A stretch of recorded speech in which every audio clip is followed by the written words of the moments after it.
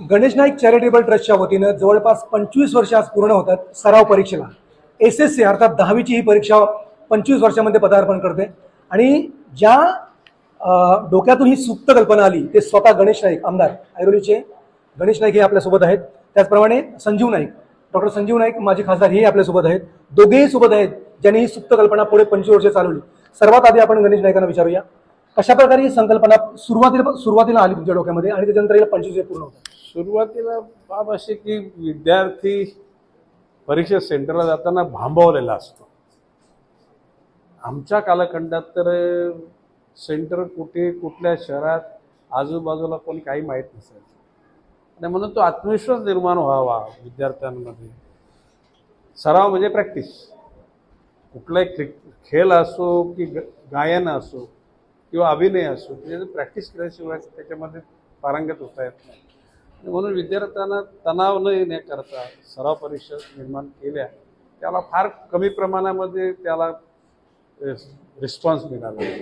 आता आजवर 1.5 लाख विद्यार्थ्यांनी त्याच्यामध्ये सहभाग घेतला 25 वर्षांमध्ये. यावर्षी तर 9,900 विद्यार्थी बसलेले आहेत. आणि विद्यार्थ्यांच्या चेहऱ्यावर आत्मविश्वास वाटतोय. आणि याच्यातून निश्चितपणे ह्या परीक्षेचा सराव परीक्षेचा फायदा होतो असे कितीतरी विद्यार्थ्यांनी मला सांगितलं.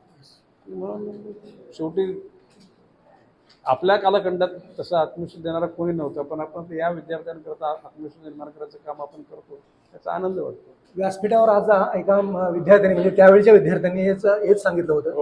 हे कुठेतरी समाधान आहे की एवढ्या वर्षामध्ये राबवलेलं कुठेतरी यश मिळते? निश्चितपणे प्रश्न असा आहे की विद्यार्थ्याच्या जीवनामध्ये त्याला भीती वाटत नाही, हेच त्याच्यातलं खरं म्हणजे यश आहे. मी मगाशी माझ्या भाषणात म्हटलं की आग्रह धरा, निग्रह करा, दुराग्रह करायचा नाही. चुकीच्या पद्धतीनं परीक्षा ही तुमचं ज्ञान किती तुम्ही गेन केलं ते ओळखण्याकरता एक पॅरामीटर आहे. व्यवसाय करता किंवा म्हणजे पास होण्याकरता परीक्षा या गोष्टीवर माझा विश्वास नाही. आणि म्हणून 100 विद्यार्थी बसले त्याच्यातले काही विद्यार्थी नापास होतात. तर त्या विद्यार्थ्याच्या आईवडिलांनी असं कावून जमणार नाही, त्याच्यावर रागवून जमणार नाही. त्याला समजून घेतलं पाहिजे. विद्यार्थ्यांनी अपयश आलं तर ते का आलं त्याचा अभ्यास केला पाहिजे आणि आपल्या आईवडिलांना आनंद वाटण्याकरता जिद्दीनं प्रयत्न केला पाहिजे. परंतु त्याच्याकरता आत्महत्या वगैरे करणं हा मार्ग नाही.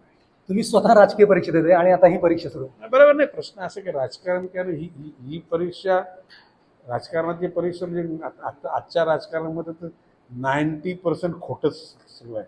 किती पण ह्या लोकांना खरं लिहायला लागतं. तर आपल्यासोबत संजीव नाईक सुद्धा आहेत. आपण त्यांनाही एक प्रश्न विचारूया.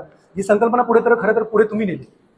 मला वाटतं की ही काळाची गरज लक्षात घेऊन गणेश नाईकांनी हा विश्वास विद्यार्थ्यांना देण्याचा प्रयत्न केला.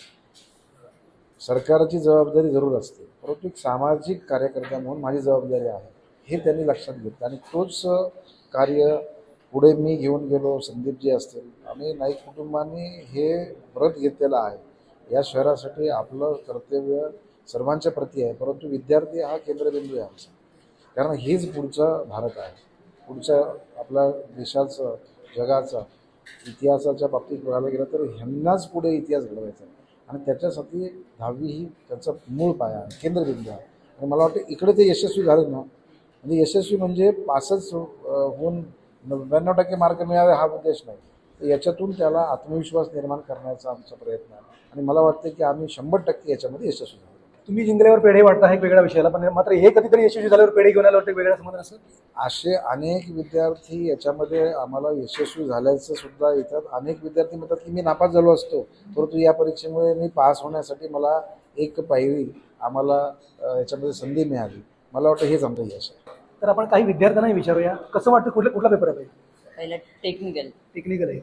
या परीक्षेतून म्हणजे सराव परीक्षा सुरू आहे तुझ्या, अर्थात पुढच्या काही महिन्यामध्ये तुझी प्रॉपर परीक्षा येते. यातून काय प्रॉपर मिळतं? मला इथून समजेल की पुढे आता कुठल्या विषयामध्ये कमी पडलं तर पुढे काय करता येईल, त्यामध्ये मी कमी पडलं तर चांगला अभ्यास करेन. अच्छा, चांगलं वाटतं. म्हणजे सुरुवातीचा ही परीक्षा दिल्याच्या नंतर पुढच्या वेळेला जरा जे मनामध्ये भीती असते, म्हणजे मुळात भीती ती पूर्ण निघून जाते. हां, जे पेपर म्हणजे मार्क आपलं सब्जेक्ट कुठं चांगलं नाही ते हेच कळ नापास सब्जेक्ट चांगला करून पुढं. म्हणजे आधी पुढची मूळची बोर्डाची परीक्षा पुढे येणार आहे, त्याच आधी होती, त्यामुळे भीती पूर्ण निघून जाते. हो. आपल्यासोबत काही शिक्षक आहेत, आपण त्यांना विचारूया. सर, काय एकंदरीत सांगाल, नक्की इफेक्ट काय, या परीक्षेचा मूळ इफेक्ट काय? सर, ही परीक्षा घेतल्यानंतर मुलांच्या जी म्हणजे स्टुडंटच्या मनामध्ये जी भीती असते ना एक्झामबद्दल, ती भीती हळूहळू कमी होते आणि ते मेन एक्झामला तयार होतात, जेणेकरून ही सगळी इन्फॉर्मेशन त्यांना आता ह्या सराव परीक्षेमध्ये त्यांना इन्फॉर्मेशन ही सगळी कळते ना माहिती, त्याच्यामुळे ते गोंधळून जात नाहीत मेन एक्झामला आणि त्याच्यामुळं ते पेपर चांगल्या उत्तम प्रकारे असे लिहू शकतात.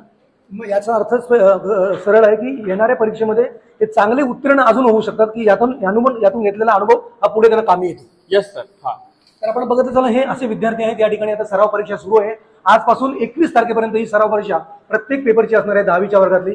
आणि या पेपर्समधून त्याला पुढे जी मूळ परीक्षा आहे बोर्डाची, त्या परीक्षेला मूळ जी भीती असते ती भीती मात्र निघून जाते. त्यामुळे या परीक्षेचं अनन्यसाधारण महत्त्व अशा प्रकारचं आहे. या परीक्षेच्या माध्यमातूनच पुढे यशस्वी वाटचाल कशी करावी हे या परीक्षेच्या माध्यमातून हे विद्यार्थी शिकतात. त्यामुळे या परीक्षेला खूप महत्त्व आहे.